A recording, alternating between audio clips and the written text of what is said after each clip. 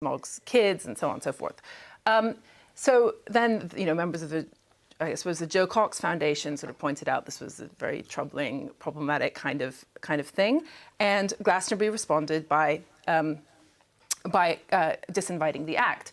So, to me, it was just an opportunity to think about the kind of ways in which the hard left mobilizes certain extremely kind of vitriolic and just downright kind of wrong and can be offensive language. But actually, my view about this particular thing is that kind of political, incitement to violence or incitement to hate speech, that's its own thing. I think in the context of Glastonbury, actually it was a mistake. I think that this is actually about free speech, and I think that probably those who have listened to this band would realize that this is not a serious, this is not incitement. This is a sort of cartoonish punk rock act. So actually, I actually don't think they should have been kind of disinvited. But I do think it was an opportunity for thinking about the way. Words like fascist, white supremacist, even Tory scum. But obviously that's a kind of long. That's not so bad. But these become sort of casual or casually thrown around, and it's a serious problem on both sides, the hard left and the hard right, the kind of emptying out of language as we get more and more extreme. Well, let's get Ash to answer on the hard left, aren't rebels? They're just plain. No, I'm not getting you to answer the claim that the hard left aren't rebels. They're just plain nasty. Are these terms just bandied about too easily, and in a way they just lose their meaning?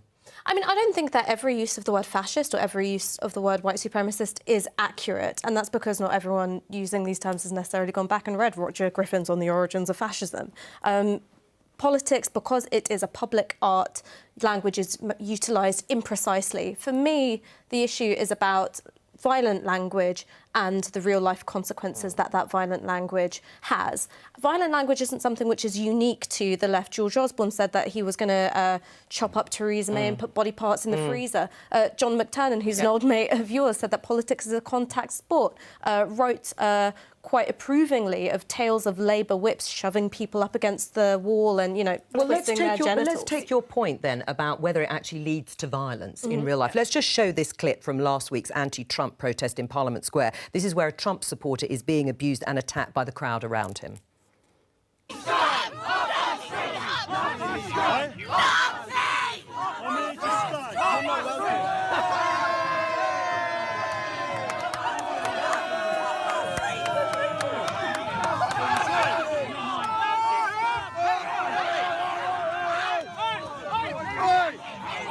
Is that sort of behaviour acceptable? I mean, is it acceptable to use the phrase Nazi scum against someone who supports Donald Trump? I mean, I don't think it was accurate, and I also think that throwing a milkshake at a political activist who hasn't done you directly any harm is a bad thing. I think those things are not good for political discourse. What I would say, though, is having been on the receiving end of a lot of far-right harassment, is that there is a difference between how the left have carried on, which is sometimes, I think, occasionally obnoxious, and how the far right have carried on, which is very violent indeed. And the reason why I say that is because I receive more death threats and racist abuse than I can even keep up with.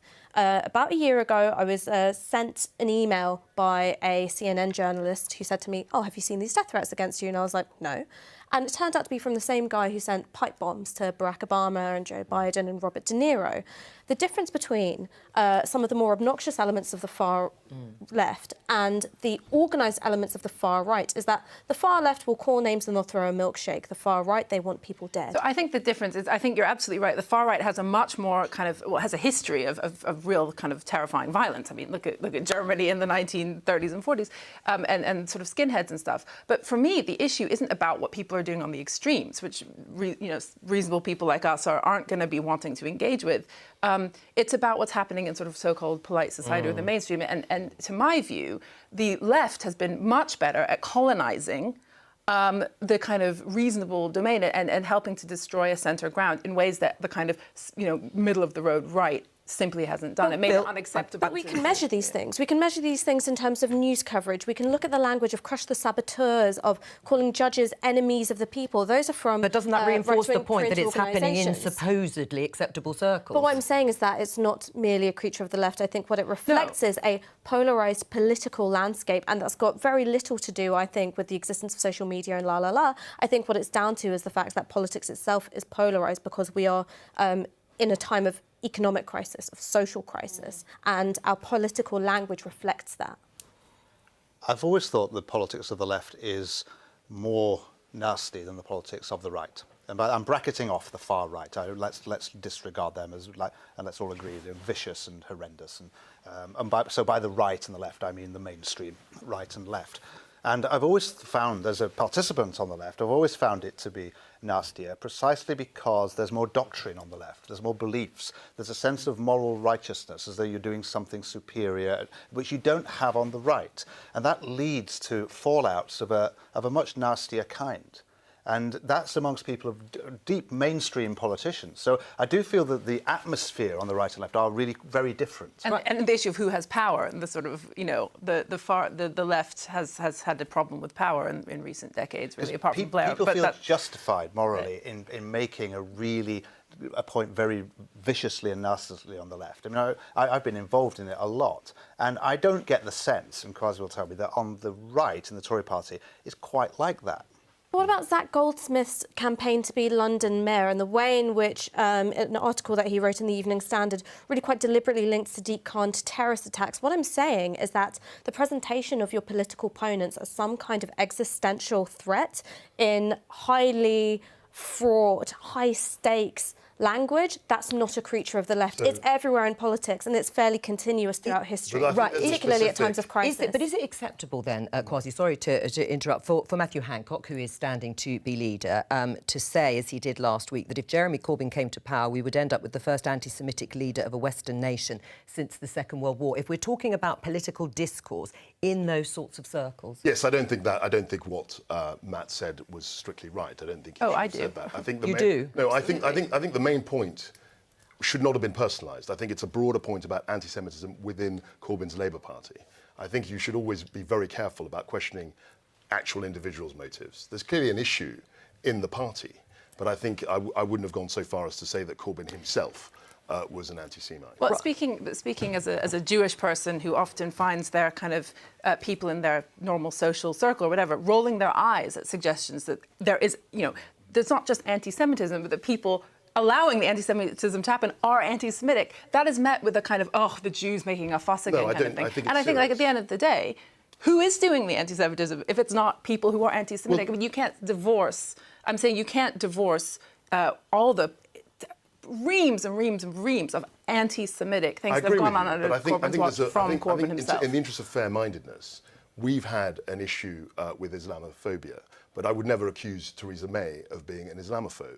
And I think that I would distinguish, even in Corbyn's case, what's going on within his party from making direct accusations about him. That's just that would be my personal approach to that. Right, I mean, Ash, to come back on that, to what Phil said, that on the left there is a sort of moral, virtuous nature to saying that if you're on the left, you can never be racist. There is a feeling that somehow, whatever you say and whatever you do, that if you're on the left and therefore have fought against fascism and been against the right, that racism isn't part of your DNA. I mean, I think that worldview has been a problem when it's come to tackling racism on the left, not just within the Labour Party, but within leftist circles more generally. But I think this picture that we're painting here of left-wing political culture being something which is very top-down, very hierarchical, doesn't like the idea of internal criticism at all, just doesn't fit with my experience of it at all. You go to events organised by, say, the World Transformed, and there's a really rich culture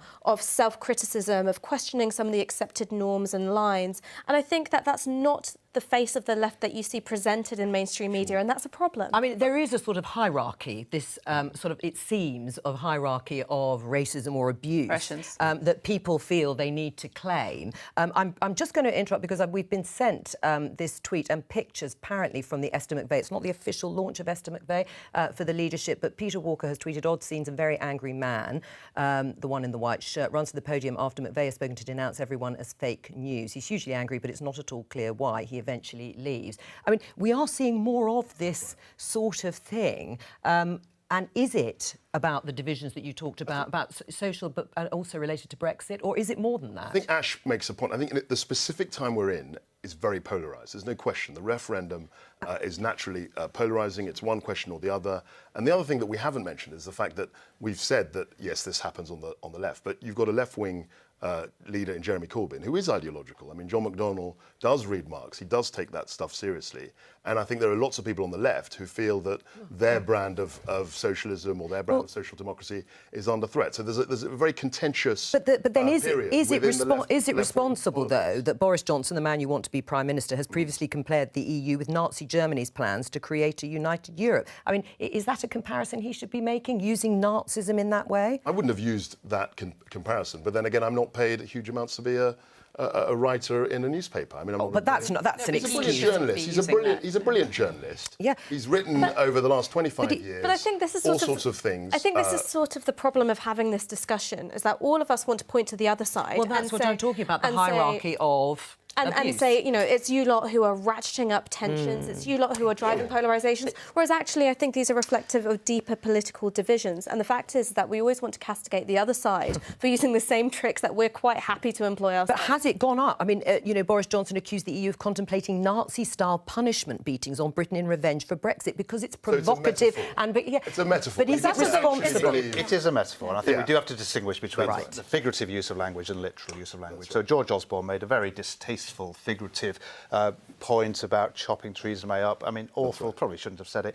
Nobody in their right mind thinks we should call the police. And Boris Johnson's articles are in that category. It's a very poor comparison. I think it's a histrionic point. I think it's silly, but I think I should mock it and criticise it rather than get too exercised by it. That's not the thing I'm particularly worried about.